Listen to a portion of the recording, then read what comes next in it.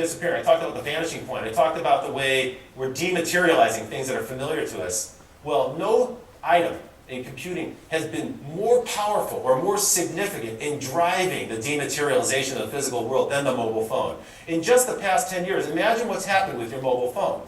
Consider your telephone, of course, your phone book, your day runner, your pager, and your email. Those have all gotten absorbed into your phone. We take that for granted. And the programmers who put these phones together, well, they threw in, just for grins, they said, well, we'll throw in a calculator and a clock as well. And again, we take these things for granted. We don't think about it.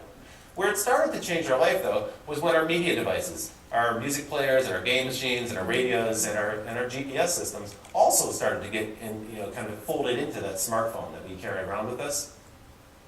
And then the most recent version of these phones actually are able to record video and photos and voice at very high resolutions. And they've made it unnecessary for us to lug around all of these devices as well.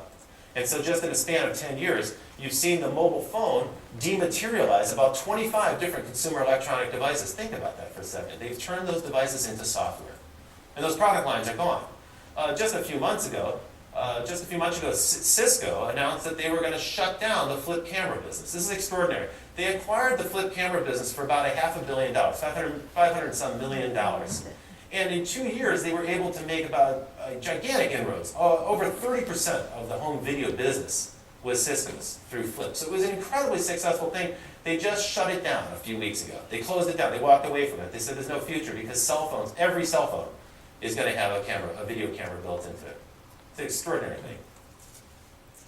And therefore, it seems to me, there's no doubt that this trend is going to extend. And I can predict for you now what the next area is going to be, the next group of things that will disappear into the mobile phone will be.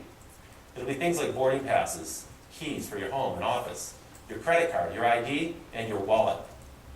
Those are going to get absorbed into the phone. And the way it's going to happen is through a brand new technology, a technology that's designed to solve one of the most vexing problems in mobile. If you've developed a mobile application, you know that it's very cumbersome to log in and out, to pair a phone with another phone, or to pair a phone with another thing like a Bluetooth headset or with your car. Those are cumbersome things to do. The contact information has been, for security reasons, walled off. Your identity information is usually not something that's available to a mobile app developer to use. The ability to share content from your phone has been restricted and difficult to use. So these are important parts of computing. These are important parts of social media, but they've all been segregated off, and it's been very, very difficult for app developers to take advantage of these things. And as a result, that's kind of stalled the adoption of some services in mobile. Well, now, one technology that will link them all together, NFC, near-field communication. And folks, this is a real thing. This is happening this year. The first NFC-enabled phones hit the market this year, 2011. They're already in Korea. There are already lively sales happening in Europe. We have 2 models in the United States, 2 of the Nexus phones from Samsung. About 150 companies have united around a standard for NFC to launch it, and that's every major cell phone manufacturer. That is all the credit card companies, Visa, MasterCard, American Express. eBay, because they own PayPal, also is making a huge foray into near-field communication. And, of course, your mobile phone company, your mobile service providers. And so about 150 companies have united to launch this service. And the way it works is very simple. They've designed it for ease of use. It's mainly intended as credit card replacement, but really it's to share anything, not just transaction information. It's to share data, it's to share contacts, it's to share media, photos, and so forth. All you need to do is swipe your phone near field, 4 centimeters. So you just swipe your phone, or bump your phone, if you will, against another device. It could be a credit card terminal like these, but it could be another phone as well. And so it's not just for transactions. You can also use this for pairing 2 devices together so that we can share information. We can share a contact. I can share my photos with you. Or if I want to play a multiplayer game with you, I can just tap your phone and we can match up that way, so we don't have to go through some cumbersome interface to find people to play against. So this is going to smooth out some of the friction points in mobile. And NFC-enabled phones are going to ship in large numbers. You're going to start to see them ship in large numbers 2012. And by 2015, they expect that half of the phones shipped in the world will have NFC built into them. 500 million phones will ship with this. And so I consider this NFC-enabled smartphone to be kind of the ignition key for the whole world of information. It'll unlock that world of data that's invisible, that surrounds us and surrounds every building and every object, and it will unify it together through the mobile phone as an interface. Now, it turns out there is a layer of data around just about every building and every object in the world. And there are applications being developed to expose that data, where they take the internet data and they match it with location data so that you can see it. And increasingly, this information is starting to show up on mobile phones. Many of these applications, like Layer, there are dozens of these things, they are crowdsourced in the sense that they allow people to participate in a meaningful way by uploading information, by adding tags, by adding commentary, by writing reviews of restaurants and other places that they've been to. Many of these applications then allow for the audience to participate, and that's why they grow so swiftly. But without NFC, without near-field communication, there are limitations around how that data can be shared, how that data can be managed, how you can monetize around that. NFC will make it much easier for you to create a business around that, to monetize around that.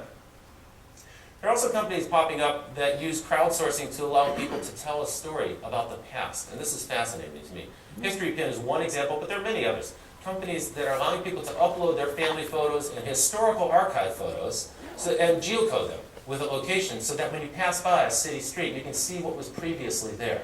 And so we're not just unlocking an invisible data, a layer of data about the world that's around us now, but we're also unlocking an invisible history of data that's embedded in every object and in every part of every city around us. But generally speaking, we're oblivious to that as we move around our day-to-day lives.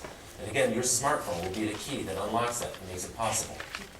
And increasingly, this is popping up in games as well. And so we're starting to see people use the same idea, location data, around social games, multiplayer games, that project a fantasy future as well. So what will happen now with the mobile phone and NFC is it will enable you to unlock not just the past, not just the present, but also some potential futures for the location that you're in. In summary, let me summarize some of the themes that I just shared with you.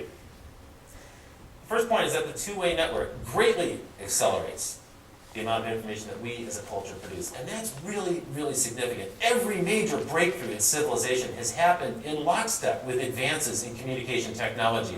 And we're producing information at a greater rate ever than history before, but we're going to increase that. Remember, 35 zettabytes of data will be produced by our culture. That's 35 times the amount of information that we produced this year. The two-way network also liberates information that's embedded in products. So we have information trapped in every product. Remember the Nike t-shirt example that I gave you, those customized jeans. And so this is going to transform our process of manufacturing goods. The amount of value that's in the manufacturing process, that's going to dwindle as a percentage. And the amount of information, well, that's going to increase as a percentage of the value in those goods. The two-way network also fuses the digital domain and the real world. And there I'm referring to the mobile phone that helps us reunite these two split worlds. This data world that we're increasingly living in, spending more and more time in, and the physical world around us. And finally, your smartphone in particular extends your own human senses. You know, media theorists like Marshall McLuhan have long made the case that all media is an extension of human senses. Your mobile phone does something rather unusual, because you can use it now to record events, take photos, video, and so forth of the things around you, and tag the world around you. In a way, your mobile phone allows you to extend your human senses through those of other people. We're starting to experience the world through the eyes of other people. Increasingly, as you use social media, that is what's occurring to us. We're developing global awareness, or I'd argue, a kind of global empathy, where we can start to understand the world from the point of view of other people. And I believe that that's what's behind these great social revolutions that you're starting to see unfold in North Africa, in the Maghreb, in the Middle East, recently in London, right now in New York City, on Wall Street, where social media organized groups, autonomous groups, have organized automatically and use social media to express a point of view that perhaps you'd never heard of before, to decry an outrage that perhaps you were unaware of before. Mobile technologies and the two-way network are extending our conscience to a global scale. So that's what I have for you today, and I think this week you're going to hear many other thoughts about the future of social media. Thank you very much for your time this morning.